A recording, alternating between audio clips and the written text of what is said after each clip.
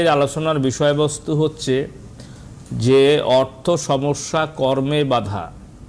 এই যে অর্থ সমস্যা কর্মে বাধা, কর্মে যদি বাধা না হবে তো আপনি অর্থ সমস্যায় ভুগবেন না। সুতরাং অর্থ সমস্যা কেন হচ্ছে, আপনি দেখুন আপনার লগ্নে শনি, লগ্নে কেতু, লগ্নে রাহু, লগ্নে মঙ্গল অবস্থান করছে, ফলে আপনি কিন্তু কর্মে আশানুরূপ ফল পাচ্ছেন না।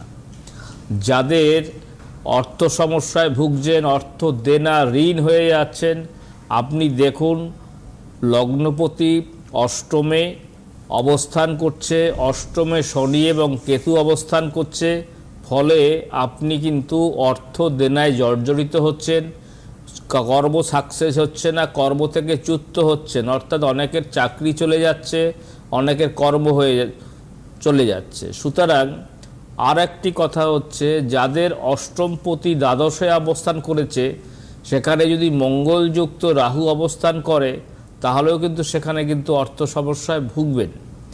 এর সঙ্গে রয়েছে লগ্নপতি যদি দ্বিতীয় হাউজে অবস্থান করে, দ্বিতীয় যদি শনি কেতু থাকে তাহলেও কিন্তু সেই অর্থ সমস্যায় আপনি ভুগবেন।